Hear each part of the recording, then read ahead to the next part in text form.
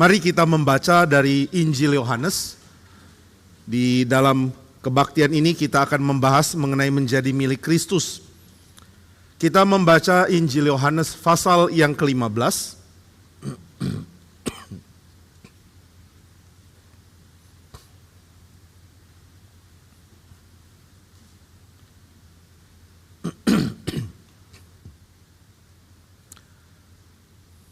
Saya akan membacakan bagi kita di dalam ayat yang ke-4 sampai ayat yang ke-8. Yohanes 15 ayat 4 sampai 8, demikian firman Tuhan. Tinggallah di dalam aku dan aku di dalam kamu. Sama seperti ranting tidak dapat berbuah dari dirinya sendiri, kalau ia tidak tinggal pada pokok anggur. Demikian juga kamu tidak berbuah, jikalau kamu tidak tinggal di dalam aku. Akulah pokok anggur dan kamulah ranting-rantingnya. Barang siapa tinggal di dalam aku dan aku di dalam dia, ia berbuah banyak. Sebab di luar aku kamu tidak dapat berbuat apa-apa. Barang siapa tidak tinggal di dalam aku, ia dibuang keluar seperti ranting dan menjadi kering.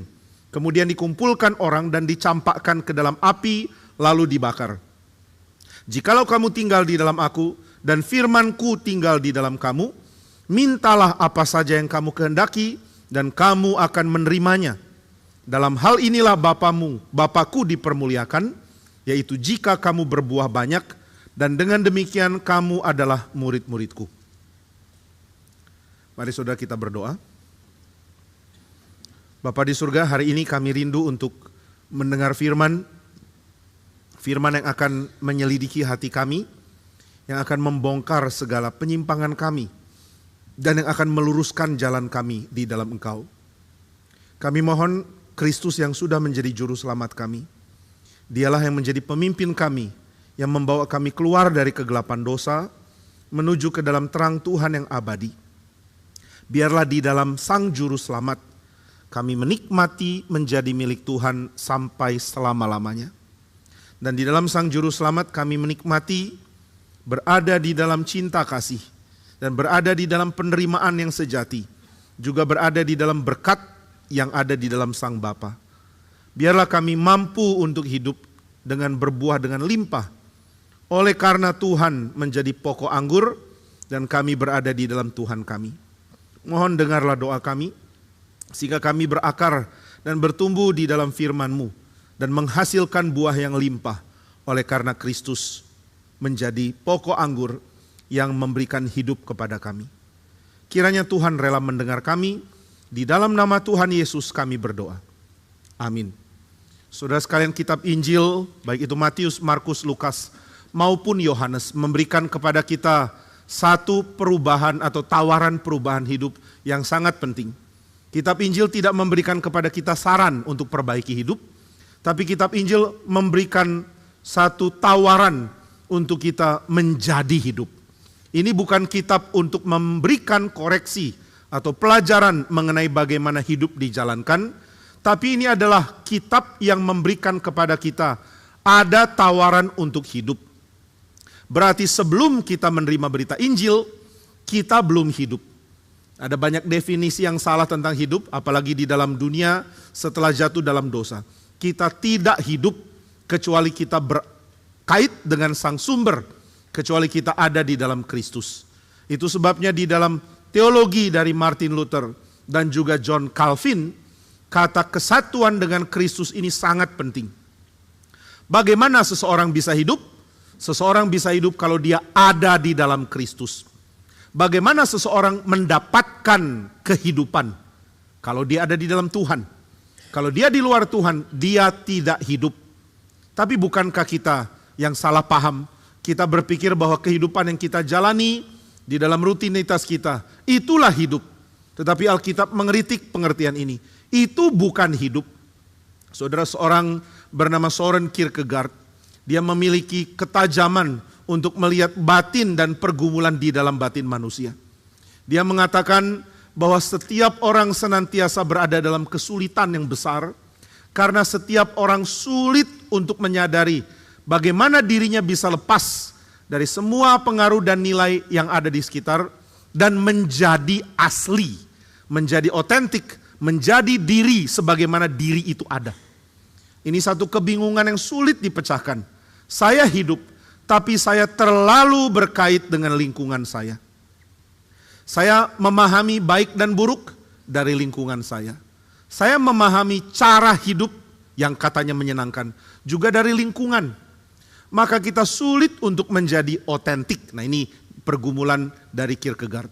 Saudara, seorang ahli Kierkegaard di abad 21, sudah meninggal beberapa tahun yang lalu, bernama Hubert Dreyfus. Dia mengajar di Berkeley, di UC Berkeley di California. Dia mengatakan bahwa Kierkegaard tanpa dia sadari sudah mempunyai suara yang sangat cocok untuk zaman di mana kita berinteraksi dengan orang lain melalui internet. Dia sangat-sangat tepat untuk mencerminkan kondisi kita yang sangat bingung. Terlalu banyak informasi yang keliling di sekitar kita, sehingga kita dipengaruhi oleh hal-hal yang sifatnya sangat tidak berakar dan sangat tidak berdasar. Sekarang banyak anak muda dapat pengaruh bukan dari buku, bukan dari pergumulan, bukan dari penelitian yang bersifat terstruktur dan bersifat dipertanggungjawabkan. Sekarang mendengar dari hoax, mendengar dari berita simpang siur yang begitu gampang didapat dari media. Sehingga kita sangat sulit untuk mengerti identitas kita. Nah, ini pergumulan yang tidak banyak orang sadar. Karena banyak orang merasa kalau saya sudah mempunyai kenyamanan hidup, berarti saya sudah baik. Kalau saya sudah mengalami kondisi di mana semua kebutuhan saya tercukupi, berarti saya sudah baik.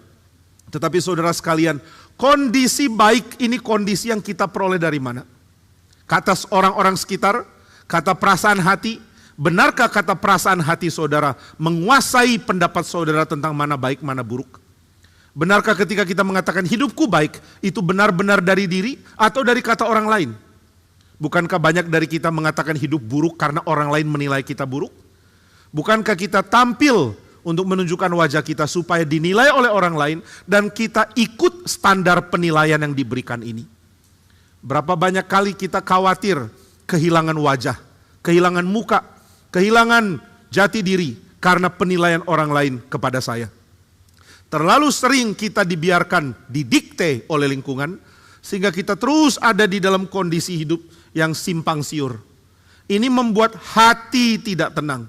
Ini memberikan kegelisahan yang tidak berhasilkan buah, yang tidak menghasilkan buah. Ada gelisah yang membuat orang akhirnya mendapat damai.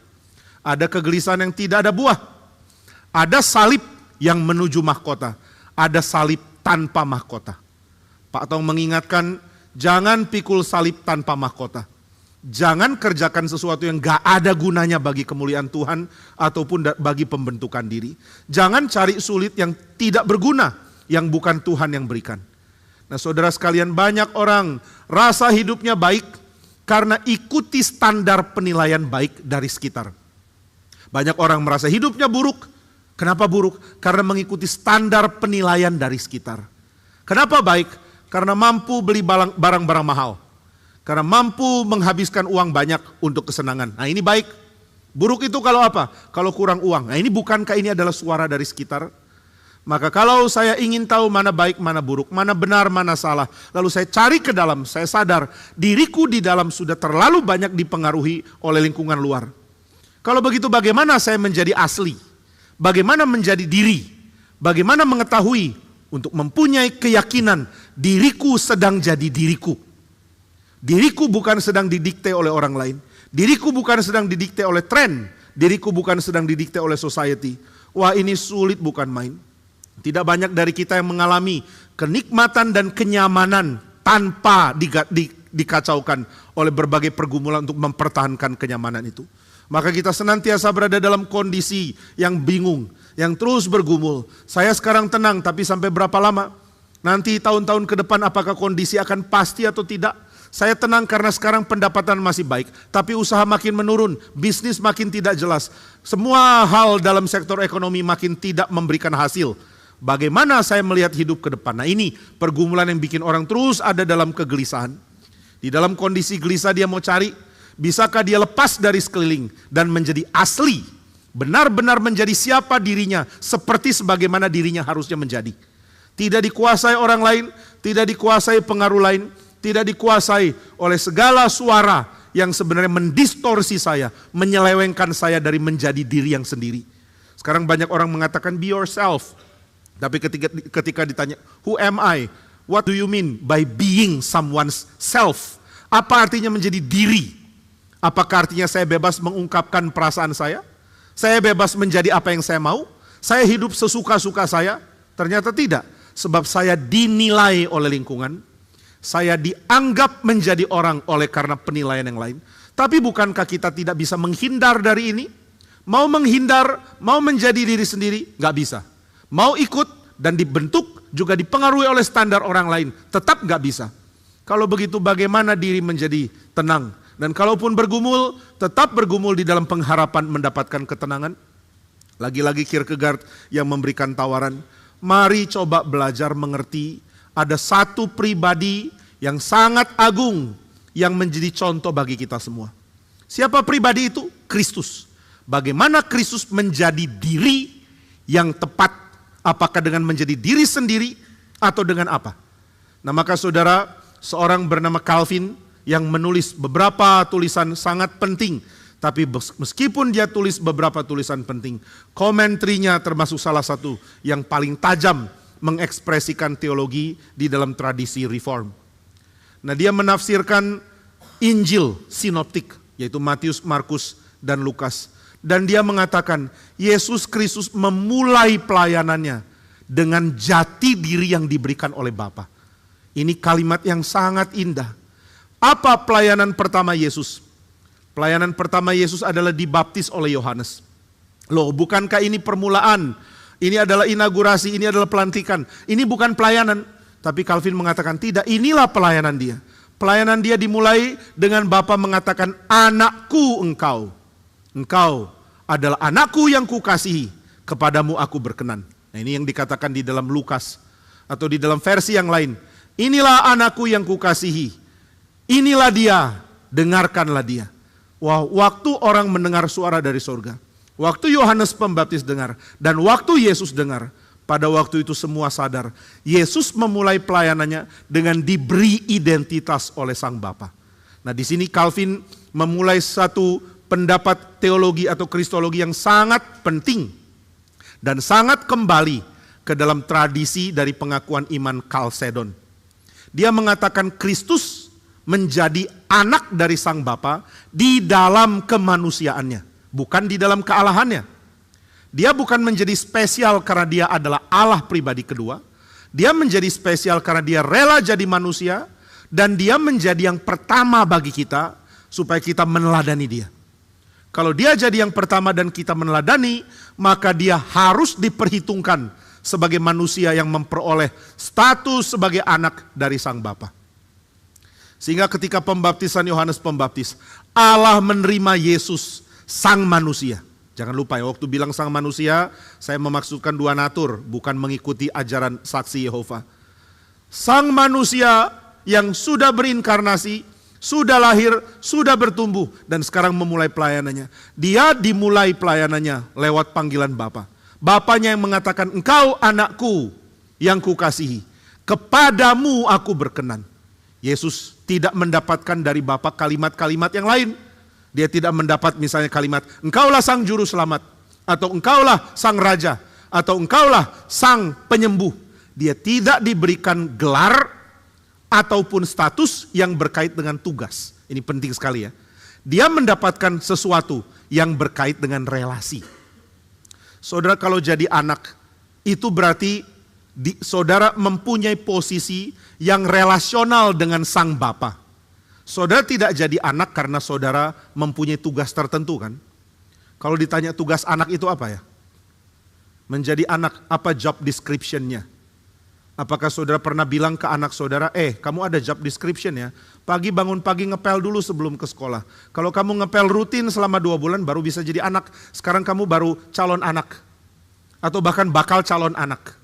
Nanti bakal calon masih mau dipilih dulu, aku dan mama. Saya dan mama nanti akan diskusi untuk menentukan kamu jadi anak atau tidak.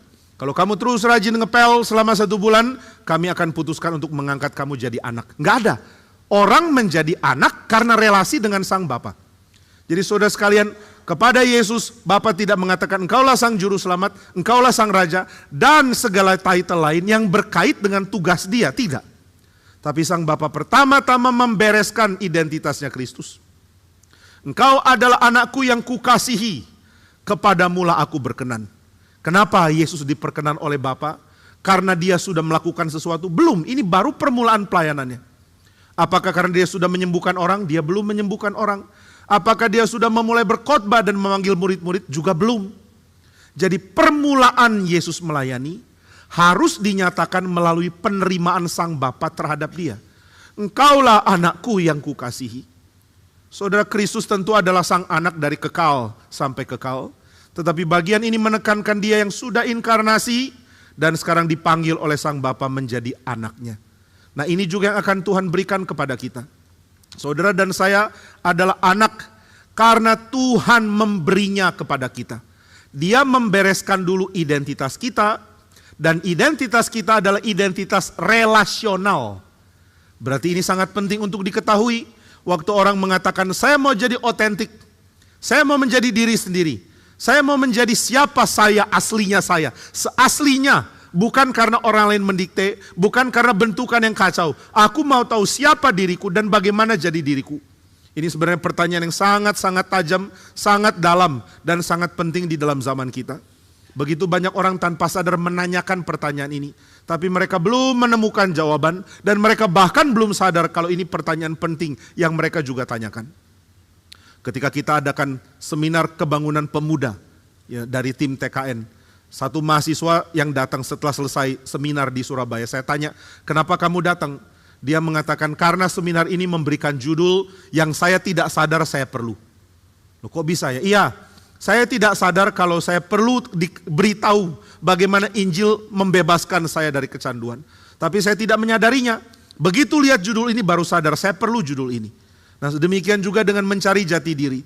Banyak orang ingin tahu siapa sih saya? Papa mama bilang saya harus berprestasi. Orang sekitar mengatakan saya harus hidup baik. Orang lain mengatakan saya harus bertutur kata baik. Semua ini membuat saya tertekan dan saya berusaha untuk menyenangkan semua pihak. Saya mau senangkan papa mama. Saya mau senangkan bos di kantor. Saya mau senangkan pimpinan di gereja. Saya mau senangkan semua orang. Tapi saya mau tanya, apakah dengan menyenangkan orang saya menjadi diriku? Ini pertanyaan penting sekali. Banyak anak muda tanya ini tapi orang tua terlalu tuli untuk dengar. Mereka berseru, orang tua enggak dengar.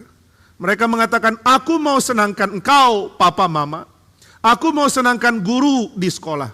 Aku mau senangkan dosen di kampus. Aku mau senangkan banyak orang. Tapi apakah dengan menjalankan itu saya menjadi diri saya?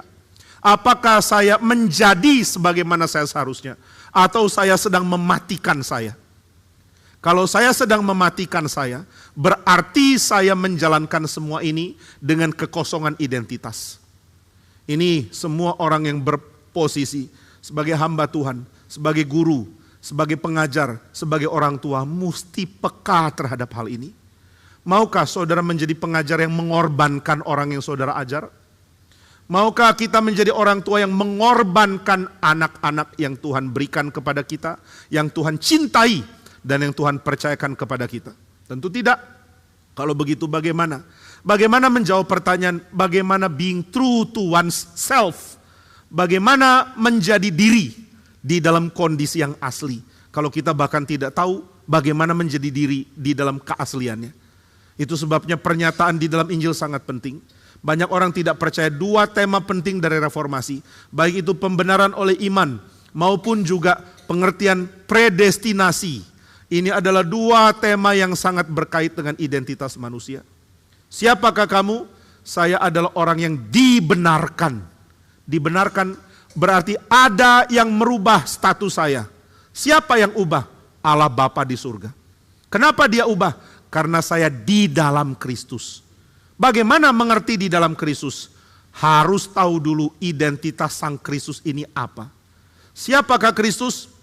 Sebelum dia menyatakan dirinya sebagai raja, sebelum dia menyatakan pekerjaannya sebagai nabi, sebelum dia berfungsi sebagai imam, dia terlebih dahulu adalah anak dari sang Bapa. Nah, demikian juga kita, sebelum kita jalankan hidup, Sebelum kita berpraktek di dalam semua tugas yang diberikan, sebelum kita berfungsi di masyarakat, sebagaimana seharusnya kita berfungsi, terlebih dahulu kita harus tahu, kita adalah sang anak dari sang Bapa. Maka hal pertama yang ada dalam diri adalah diri di dalam relasi.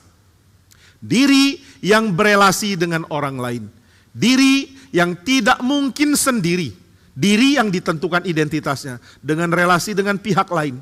Tapi orang atau pribadi lain yang kepadanya kita berelasi itu bukan manusia, tetapi Tuhan. Itu sebabnya banyak orang merangkum pemikiran Kierkegaard dengan mengatakan, Kierkegaard mendukung atau mendorong kita untuk mengalami siapa diri di dalam pergumulan pribadi dengan Allah. Di dalam buku Fear and Trembling, satu buku yang mengisahkan perjalanan Abraham membawa Ishak untuk dikorbankan. Di situ Kierkegaard mengatakan bahwa Abraham tidak mau bicara kepada siapapun. Kierkegaard biasanya pakai nama samaran. Dan di dalam Fear and Trembling dia pilih nama John atau Yohanes Silencio. Tidak banyak bicara kepada yang lain, merenung ke dalam dan menyimpan ke dalam. Ini dialami oleh Abraham. Begitu Abraham mendengar perintah Tuhan, bawa anakmu yang kamu cintai, anakmu itu, bawalah dia dan korbankan dia sebagai korban bakaran bagiku. Di situ Abraham tutup mulut, dia tidak cerita kepada siapapun, dia tidak beritakan kepada Sarah, dia tidak beritahu Ishak, dia tidak beritahu hamba yang mengikuti mereka. Lalu ketika dia hanya dengan Ishak tanya, "Papa, di sini sudah ada kayu bakar, sudah ada tali, mana korbannya?" Abraham pasti bergumul berat. Bagaimana menjawab pertanyaan anak ini? "Mana korbannya, Papa?" Apakah saya harus bilang kalau Tuhan minta anak ini yang jadi korban? Atau apakah saya diam? Atau apakah saya bohong dengan mengatakan, "Aku Abraham papamu, jahat dan aku mau jadikan kamu korban," supaya dia tidak membenci Tuhan. Di sini ada pergumulan besar dialami Abraham, tapi dia tidak bicara. Akhirnya dia mengatakan kalimat yang sangat sedikit, tetapi yang sangat tepat. "Anakku, Tuhanlah yang sediakan korban." Tuhan tahu apa yang dia lakukan. Tuhan tahu apa yang dia perintahkan. Dan Tuhan tahu kebaikan yang akan terjadi darinya. Maka dia mengatakan Tuhan yang akan sediakan. Itu sebabnya kata-kata di atas gunung Tuhan akan disediakan. Ini kalimat yang sangat mengharukan di dalam tradisi Yahudi dan Kristen. Di atas gunung Tuhan akan disediakan. Nah, itu sebabnya waktu Abraham membawa Ishak, dia terus pikir di dalam hati dan terus merenung secara pribadi dengan Tuhan. Nah, itu sebabnya di dalam rangkuman dari pendeta Stephen Tong mengenai pikiran Kierkegaard, dia mengatakan Kierkegaard mendorong orang untuk mengambil keputusan untuk mengerti bagaimana diri dipahami dengan bergumul di hadapan Tuhan sendirian. Saya dan Tuhan saya. Dan saya mau mengerti bagaimana saya harusnya mengerti diri di dalam relasi dengan Tuhan. Nah, Yesus Kristus memulai pelayanan dengan menjadi sang anak. Dan siapa yang ada di dalam dia juga akan memulai hidup barunya di dalam status menjadi sang anak. Menjadi sang anak dari Bapa di surga, inilah status pertama yang dimiliki Kristus. Dan inilah status yang juga diberikan kepada orang Kristen di dalam dia. Nah, saya sangat terharu ketika Injil Yohanes memberitakan mengenai ajaran Yesus sebelum dia akhirnya mati di kayu salib. Karena ajarannya adalah tentang tinggal bersama.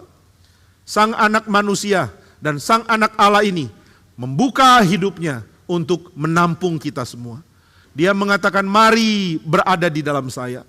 Mari jangan terpisah. Mari berkait dengan sang pokok anggur. Akulah pokok anggur itu dan engkau adalah carangnya." Ini kalimat-kalimat yang sangat mengharukan. Yesus mengatakan kepada kita, "Jangan jauh. Mari mendekat kepadaku. Mari tinggal di dalam aku. Mari adopsi hidupku. Mari miliki statusku. Jangan dikacaukan oleh dunia ini." Ini kalimat yang banyak dikatakan di dalam khotbah, juga banyak didorong untuk orang-orang lakukan. Tapi tidak banyak orang Kristen yang sungguh-sungguh alami. Kenapa tidak? Karena Kierkegaard mengatakan untuk mengalami, saudara harus berani ambil langkah yang tidak masuk akal bagi dunia. Mengambil langkah yang orang dunia katakan aneh. Mengambil langkah yang sangat-sangat mengherankan. Yang tidak masuk hitungan, yang tidak masuk logika, yang tidak masuk rasio, tapi diambil. Langkah yang diambil demi mengalami Tuhan. Itu sebabnya Kierkegaard mengingatkan, banyak orang di dunia pilih langkah estetis. Ini berarti langkah yang jelas akan menyenangkan.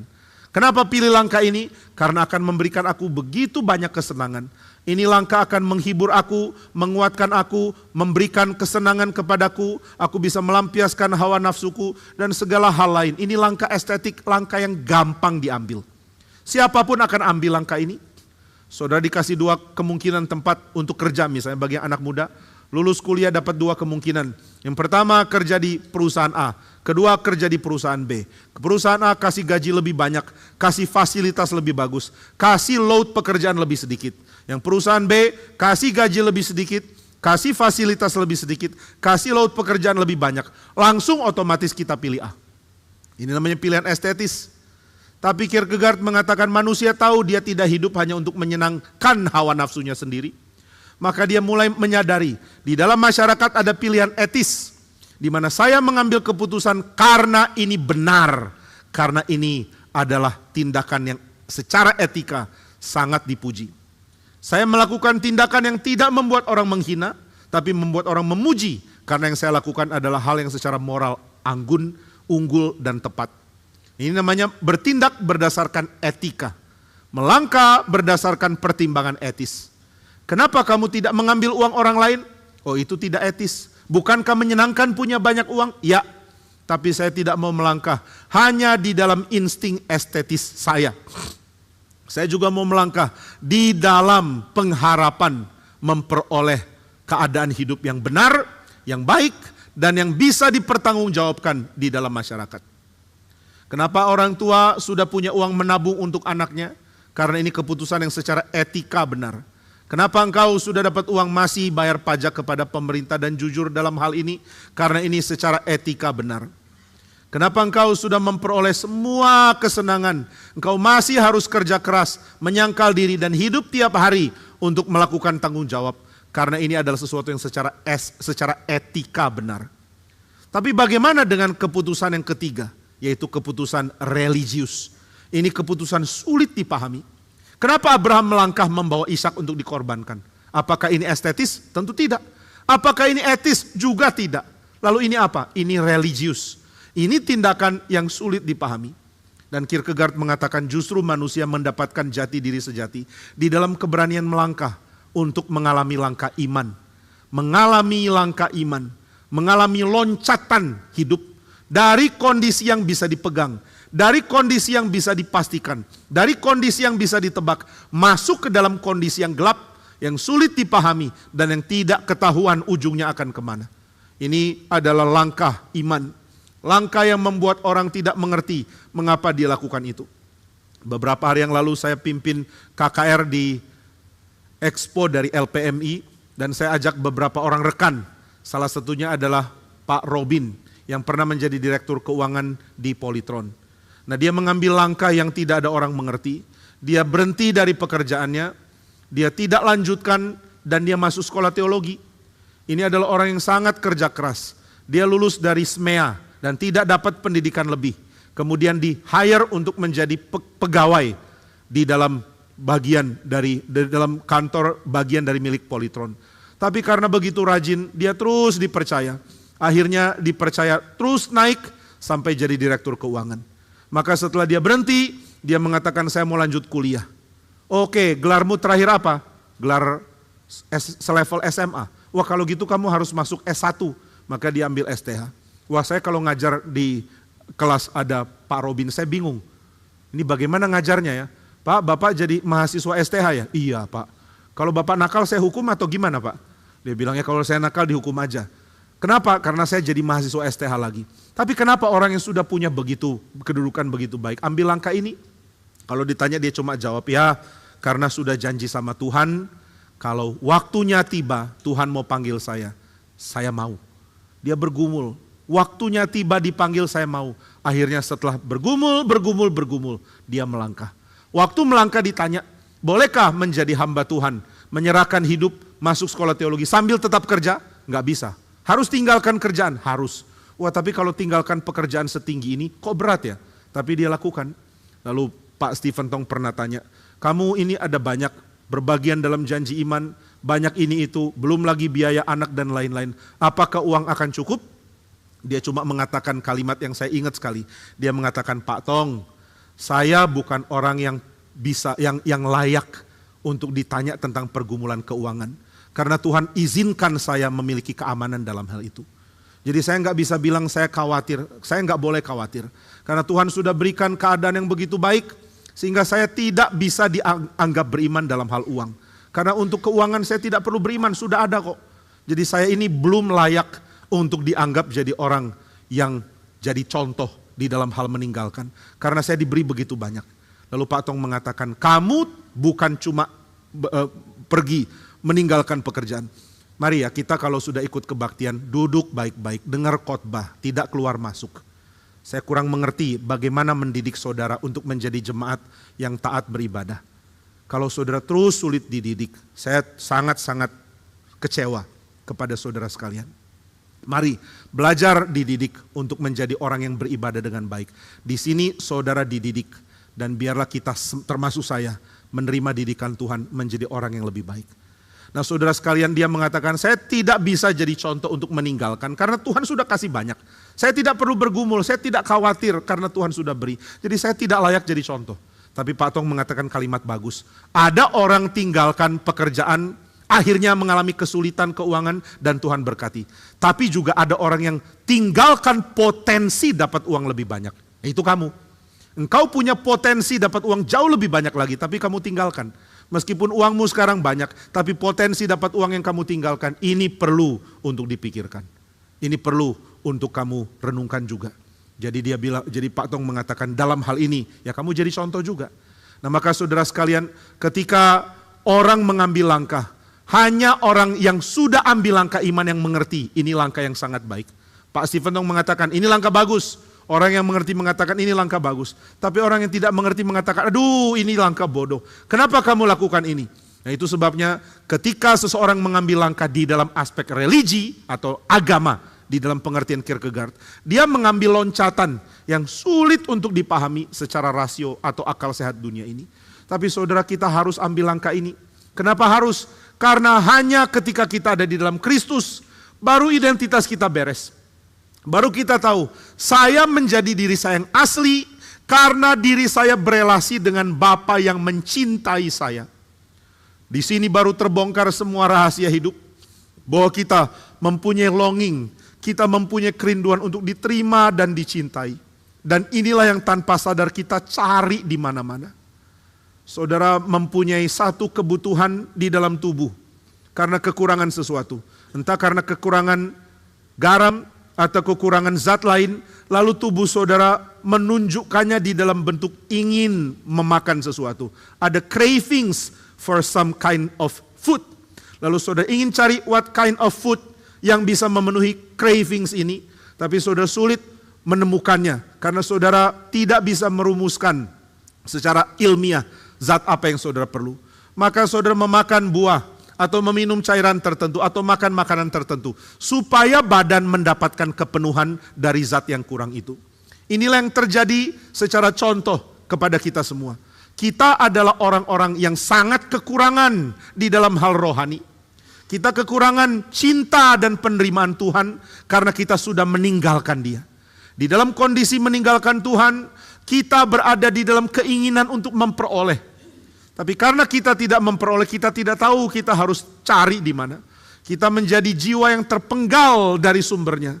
Lalu di dalam kondisi terpenggal kita mau cari di manakah yang bisa memenuhi jiwa saya yang sekarang sudah terpenggal dari pusatnya. Yang sudah terpenggal dari sumber damai, dari sumber cinta, dan dari sumber penerimaan. Waktu kita sadar kita sudah tidak lagi punya, Dia yang menerima kita. Kita mau cari di mana untuk dapat kepenuhan, gak bisa. Mau cari di dalam harta, gak bisa.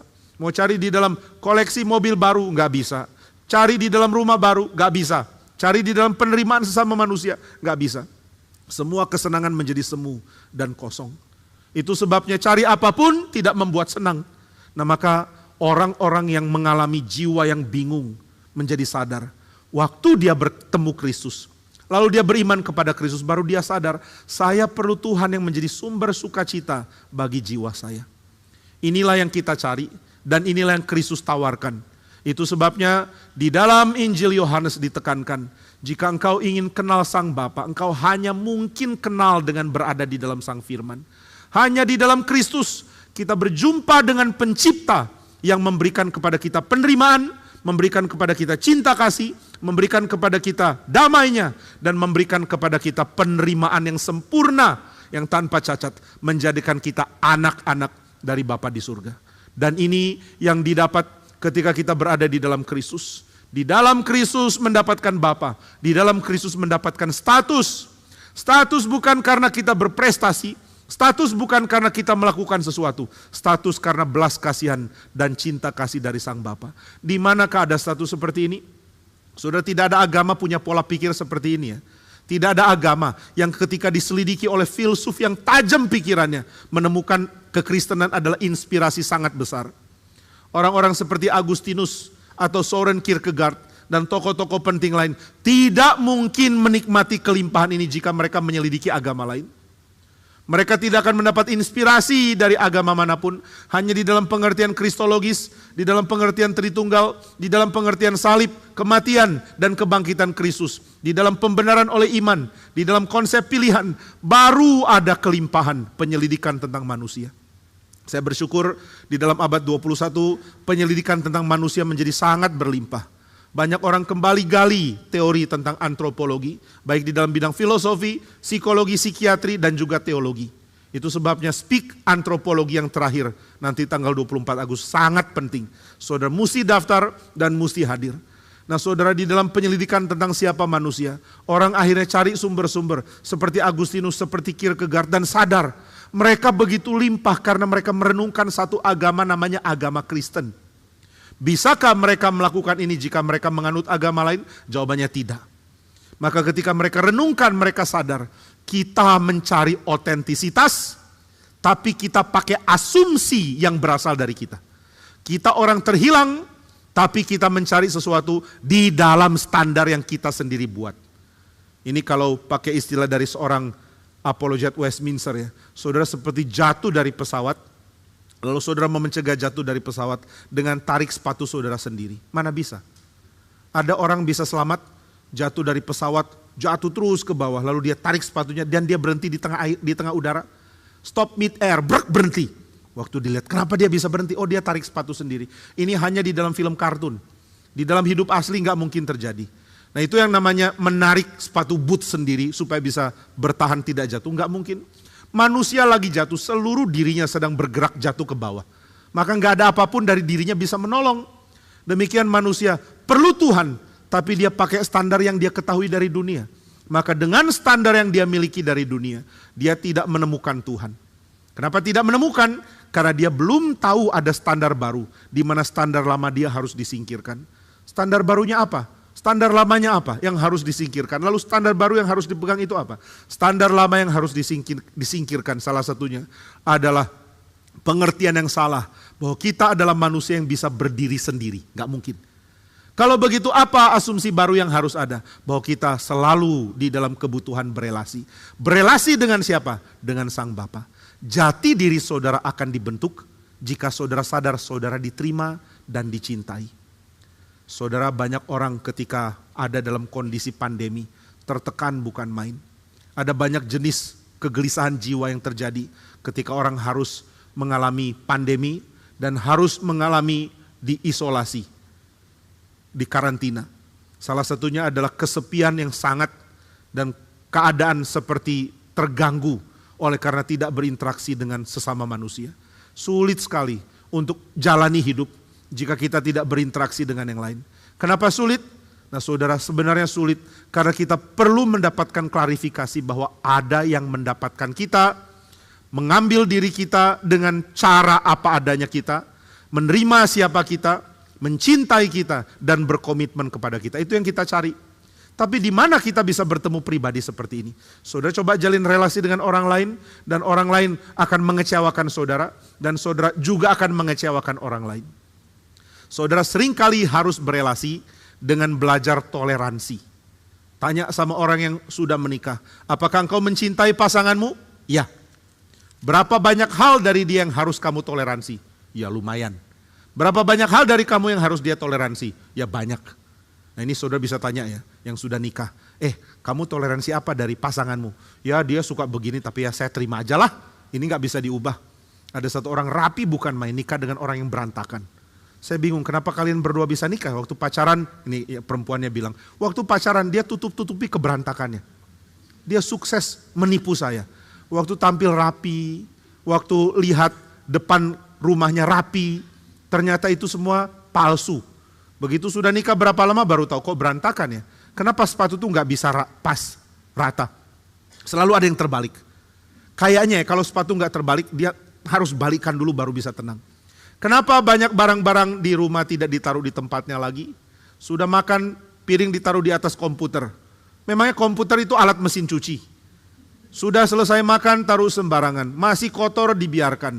Lalu istrinya yang bereskan semua. Tapi kemudian istrinya mengatakan, ya sudah dikasih tahu nggak berubah, ya sudah. Saya cinta dia apa adanya. Saya terima aja deh, saya toleransi dia gitu kan. Lalu tanya sama suaminya, apa yang kamu toleransi dari dia? Dia terlalu rapi. Wah ini toleransi terlalu rapi. Kenapa sih nggak mau bikin miring sedikit? Kenapa kalau taruh sepatu nggak mau terbalik satu? Dia terlalu rapi. Saya toleransi dia. Nah saudara menemukan mentoleransi orang. Menerima apa yang saudara rasa kurang. Tapi saudara harus sadar satu hal. Yang bisa terima saudara apa adanya saudara. Dan tetap memberikan sense bahwa saudara diterima oleh pribadi yang sempurna. Tidak mungkin didapat kecuali saudara kembali kepada Bapa di surga.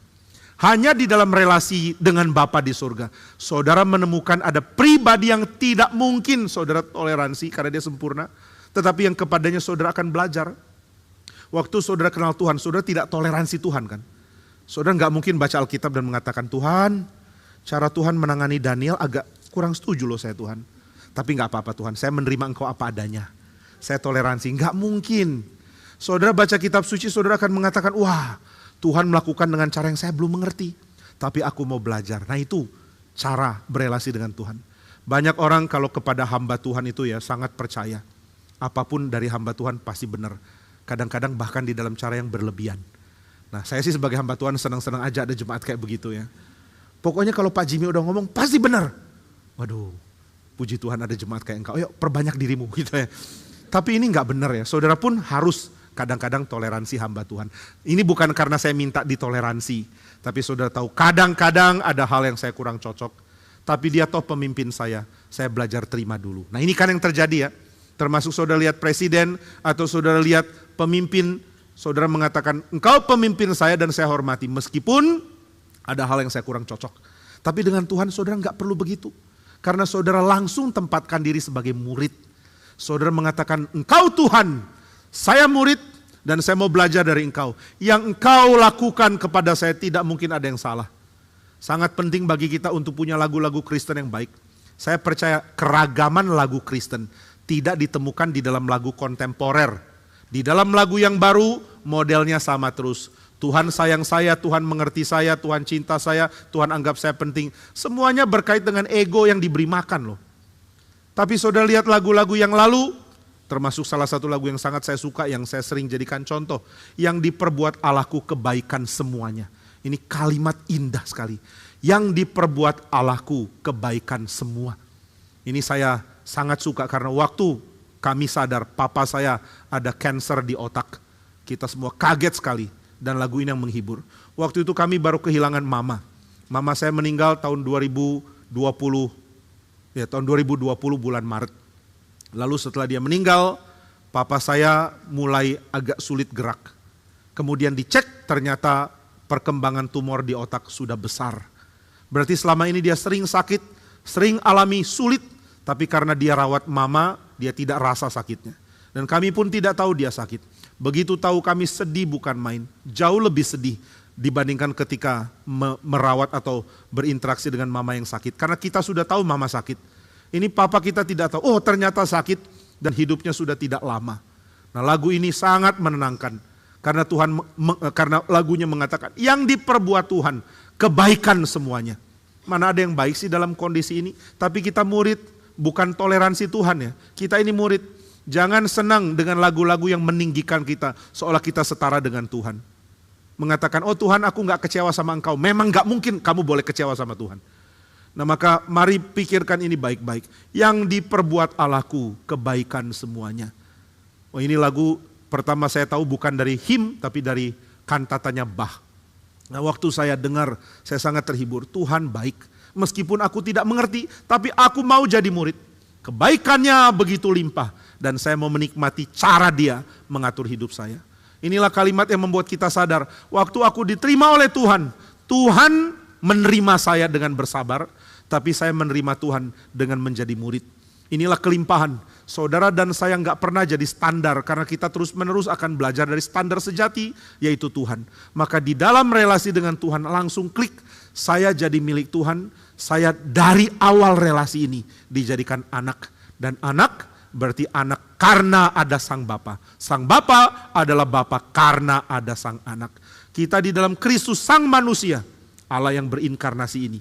Mendapatkan contoh teladan sulung di mana kita akan menjadi yang berikutnya.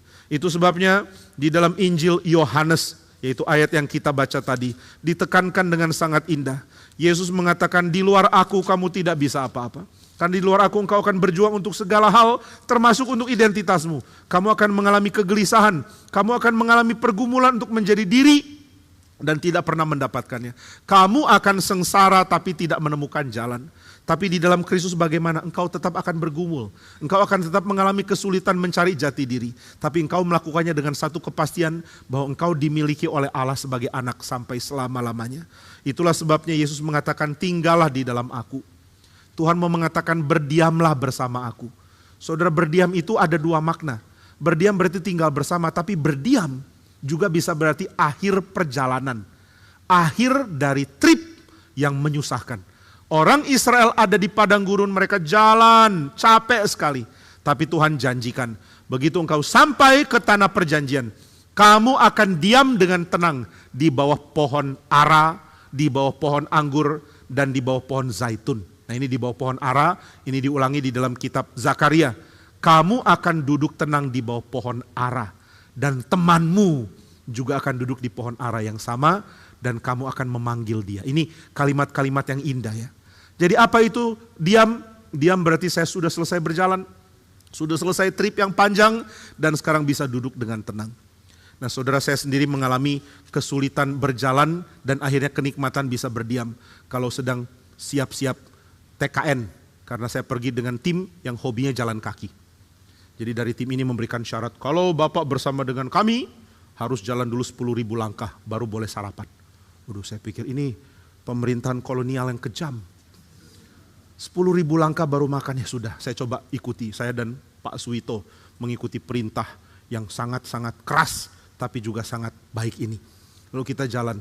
Waktu lihat masih 5.000, kok kayaknya kaki udah mau copot ya. Lihat lagi, aduh baru 7.000, geraknya itu pelan sekali. Ini jam kacau, salah kayaknya. Kita sudah jalan 3, dia masih hitung 1. Ini ada korupsi atau bagaimana? Sudah jalan, kita terus mimpi nanti akan ada duduk tenang. Akan ada berdiam di depan sarapan. Nah ini yang jadi kekuatan berjalan gitu ya. Nah saudara, ini cuma hal fisik yang kecil. Tapi bagaimana dengan jiwa saudara? Nah ini Alkitab, Agustinus mengatakan jiwa kita juga sedang berjalan. Sedang tersesat. Sedang lakukan perjalanan di padang gurun yang berat. Jiwa saudara itu berat jalannya. Tapi jangan lupa jiwa orang lain juga berat. Itu sebabnya Sokrates pernah bilang ya lewat mulutnya Plato Sokrates lewat Plato pernah mengatakan kalau engkau bertemu orang jangan lupa jiwa dia itu sedang mengalami perang. Baru selesai berperang dan dia lelah sekali.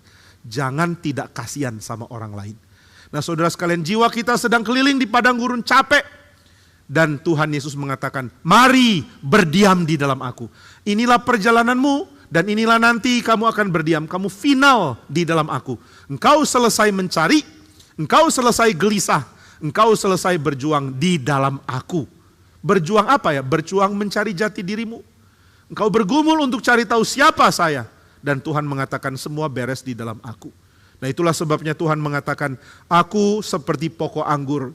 Dan kamu dicangkokkan kepada aku, kamu akan berbuah. Di zaman dulu, husbandry, pengelolaan anggur itu sangat-sangat banyak teorinya.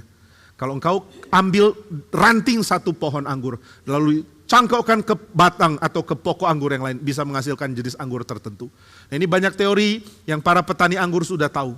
Jadi mereka akan lihat pokok anggur yang bagus, kemudian mereka akan cangkokkan tambahannya. Nah ini saya kurang ngerti ya, saya bukan ahli di dalam perangguran. Saya kurang ngerti bagaimana cara mereka menangani perkebunan anggur. Tapi mereka sangat mengerti bagaimana menemukan pokok yang bagus, kemudian meletakkan ranting untuk mengharapkan buah yang berlimpah ini. Dan kalau ada ranting yang tidak menghasilkan buah, dipotong supaya seluruh makanan dikonsentrasikan ke buah yang ada. Beberapa tahun yang lalu ada penatua di Medan ya, yang bikin jambu air terenak. Karena satu pohon jambu air cuma ada 2 atau 3 buah. Ini boros sekali ya. Jadi seluruh gizi dari pohon itu tidak masuk ke buah lain, cuma 2 atau 3 buah. Tapi 2 atau 3 buah yang spesial. Rantingnya diminimkan, lalu buah-buah lain dipotong waktu masih kecil sehingga hanya 2 atau 3. Waktu jadi besar dan manis. Begitu makan langsung rasa dekat dengan diabetes. Gitu ya. Nah maka saudara, waktu orang tangani anggur, cari pokok yang bagus, cari ranting, satukan, harap ada hasil yang bagus. Yesus mengatakan, sayalah pokok anggur yang sempurna. Mari tinggal di dalam saya, supaya engkau berbuah. Nah maka saudara, ketenangan jiwa yang didapat di dalam Kristus adalah ketenangan jiwa yang produktif. Bukan ketenangan jiwa kontemplatif. Jiwamu tenang, iya kenapa? Aku berada di menara berdoa terus sama Tuhan, aku dan Tuhan indah relasinya. Enggak, keindahan di dalam Tuhan itu selalu berakhir dengan aktivitas.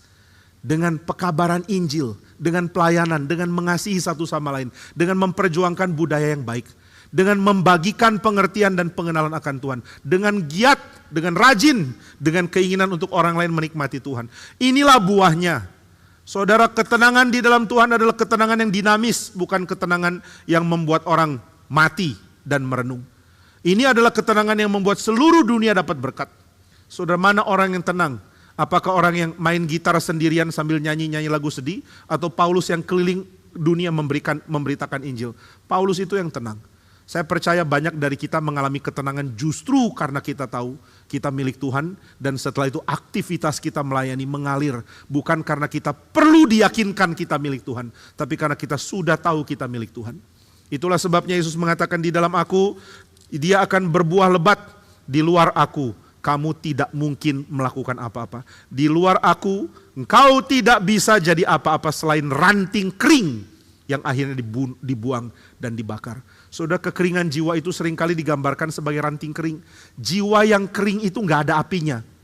Tapi begitu ada yang memantik sedikit, langsung dia terbakar semua. Demikian orang dengan jiwa yang kering. Mungkin sekarang sepertinya semua baik, tapi begitu ada kasus sedikit yang memercik, langsung terbakar dan hancur. Banyak orang hidup di dalam jiwa yang kering. Dia tidak sadar, begitu dia dekat dengan api, semua jiwanya terbakar. Dan apa yang dia harapkan jadi hancur sama sekali. Itu sebabnya jangan percaya dengan ketenangan palsu yang diberikan dunia. Ini ketenangan palsu yang membuat kita seperti ranting yang kering, yang begitu berpotensi untuk terbakar habis. Nah, banyak orang akhirnya terbakar dan habis, tapi sebagian belum. Tapi belum tahu berapa dekatnya dia dengan terbakar habis. Ada satu orang yang pernah jatuh di dalam dunia industri pornografi. Dia bertobat, lalu dia jadi Kristen. Setelah jadi Kristen dia mengatakan, saya tidak sadar berapa dekatnya saya dengan kehancuran jiwa, dengan emotional breakdown, dengan segala kekacauan yang membuat rusak, mengalami breakdown di dalam jiwa. Ini sesuatu yang dia nggak sadar. Dia mengatakan dia rasa hidupnya baik. Dia rasa dia dapat penghasilan baik sebagai orang yang main di industri film porno. Dia mengatakan bahwa hidup dia apart dari dunia film porno itu oke. Punya apartemen yang besar, punya penghidupan yang baik. Dia nggak merasa ada yang salah. Tapi akhirnya dia mengenal Kristus, dia bertobat, dia tinggalkan semua dunianya. Dan dia mau menjadi orang Kristen yang saleh. Lalu dia sadar beberapa orang rekan yang kerja dengan dia ternyata mengalami kesulitan yang besar sekali. Banyak dari mereka yang merasa hidup tidak ada arti, hampa. Banyak dari mereka yang merasa diri mereka hanyalah seperti alat bagi orang lain. Ini yang tidak disadari. Orang yang bebas di dalam seks, dia sedang hancurkan dirinya dengan membuat makna dirinya diumbar. Dia tidak lagi berharga, dia tidak lagi bernilai, dia merasa dirinya sampah. Karena orang yang menyentuh tubuhnya, yang bersetubuh dengan dia adalah orang yang gak peduli siapa dia. Ini menyakitkan hati sekali. Nah itu sebabnya dia tidak sadar bahwa dia sudah sangat dekat dengan emosi yang hancur. Tapi dia sadar beberapa temannya mengalami emotional breakdown, sulit sekali diperbaiki. Merasa hidup tidak bermakna dan cenderung suicidal. Cenderung ingin mematikan diri saja. Apa gunanya hidup kalau nggak ada orang menghargai saya? Semua mempergunakan tubuh saya untuk kepuasan seks, setelah itu tidak ada kelanjutan. Jadi dia tidak sadar dia begitu dekat dengan hal ini. Maka ketika dia diminta untuk bersaksi, dia mengatakan begitu banyak orang tidak sadar berapa dekat dia dengan keputusasaan dan ketiadaan jalan keluar. Nah saudara, saya terharu dengan satu klip mengenai depresi yang menakutkan sekali. Ada dua penonton sepak bola. Satu kalau nonton ekspresif sekali, teriak-teriak. Satu sambil nonton seperti bosan lihat. Kalau menang dia cuma senyum sedikit, ya gitu aja. Lalu satu ekspresif sekali. Kemudian hari berikutnya mereka nonton lagi, sama lagi. Hari berikutnya mereka nonton, sama lagi. Hari berikutnya mereka nonton, sama lagi. Akhirnya satu hari cuma ada satu orang. Karena yang satu sudah mengalami bunuh diri. Cuma ada satu orang. Siapa satu orang itu? Yang duduk tenang, sedih. Yang cuma senyum begini. Kita nggak sangka yang teriak-teriak senang. Dia yang sedang ada pergumulan di dalam jiwanya. Nah maka saudara, kesaksian dari mantan bintang porno itu membuat saya sadar. Begitu banyak orang adalah ranting kering yang tinggal tunggu dibakar api sedikit baru dia tahu jiwanya gak ada harapan. Tapi dia belum sadar, dia belum tahu, dia belum mengerti berapa dekatnya dia dengan kehancuran. Tapi saudara, setelah orang dengar Injil, dia harus tahu bahwa Kristus mengatakan, kalau kamu datang kepada saya, kamu diubah. Kamu tidak akan kering di dalam aku. Ini saya tidak mengatakan orang di dalam Tuhan tidak bergumul dengan kesulitan yang ada, bukan. Tapi siapa bergumul di dalam anxiety, di dalam kesulitan, tapi di dalam kesadaran aku milik Tuhan, itu akan beda. Di dalam Tuhan saya tahu aku milik Dia. Dan seberapa besar pun yang terjadi saya tahu, aku adalah anak dari Bapa di surga. Inilah modal yang sangat penting dimiliki oleh orang-orang di dalam Kristus. Maka Tuhan mengatakan, jika kamu tinggal di dalam aku dan firman-Ku tinggal di dalam kamu, mintalah apa saja yang kamu kehendaki dan kamu akan menerimanya. Saudara, banyak orang salah mengerti bagian ini dengan mengatakan mintalah apa saja. Oh, bisa minta apa saja ya. Kalau gitu saya bisa minta sukses, bisa minta uang, bisa minta harta. Bukan. Yesus di sini sedang bicara soal relasi dan kedalamannya. Mintalah apa saja yang berkait dengan pengenalan ini loh. Karena apa yang paling penting di dalam dunia selain mengenal Sang Pencipta? Enggak ada. Maka siapa ada di dalam Tuhan, dia akan minta apapun dan hasilnya ada di dalam ayat 8. Yaitu, Bapakku dipermuliakan jika kamu berbuah banyak. Berarti apa yang kita minta akan didengar, karena apa yang kita minta harusnya akan membuat kita jadi berkat yang banyak sekali di dalam dunia ini. Berkat apa ya? Berkat yang membuat orang-orang yang hidup di dalam kekeringan jiwa mau tahu dan mau datang kepada Kristus. Sama seperti kita sudah datang kepada Dia. Itulah sebabnya menjadi milik Kristus adalah hal yang mengubah hidup. Saya tadinya mati, sekarang saya hidup. Saya tadinya tidak ada harapan apapun. Sekarang saya menjadi anak dari Bapa di surga. Karena saya ada di dalam Kristus. Berada di dalam Kristus itulah hidup. Di luar Kristus tidak ada hidup. Nah kiranya Tuhan memberikan kepada kita hati yang bersyukur oleh karena kita sadar saya hidup oleh karena Dia menjadikan saya anak dari Bapa di surga. Status yang dianugerahkan karena cinta kasih. Status yang diberikan karena penerimaan yang sempurna. Status yang diberikan oleh Allah yang matanya melihat kita sampai ke kedalaman jiwa kita. Status yang diberikan oleh Allah yang tidak mungkin kita tipu.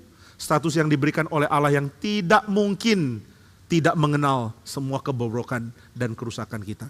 Status yang membuat kita datang ke Tuhan dan mengatakan, Tuhan, Engkau menjadikan aku anak, padahal Engkau tahu siapa saya. Maka aku selamanya akan bersyukur kepadamu. Nah kiranya Tuhan memimpin kita mempunyai hati yang sedemikian. Mari kita berdoa.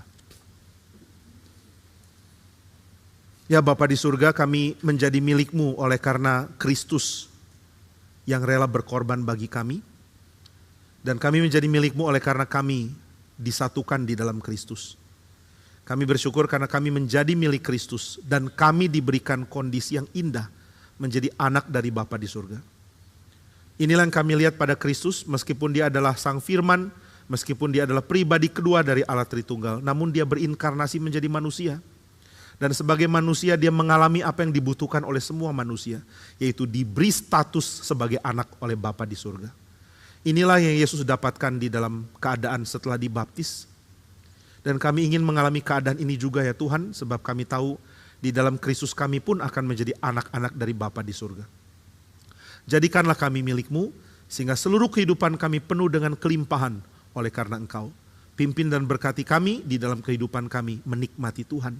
Tolong kami untuk kami dibawa berjalan melewati segala lembah gurun, segala ketakutan kami, segala keputusasaan kami, segala kebingungan kami, dan segala hal-hal berat yang kami pikul. Biarlah kami melihat melampaui kesulitan kami dan menyadari sebelum kami berjuang mengatasi kesulitan, kami sudah lebih dahulu dijadikan anak-anak dari Bapa di surga. Kami bersyukur untuk berkat-Mu, di dalam nama Tuhan Yesus kami berdoa. Amin.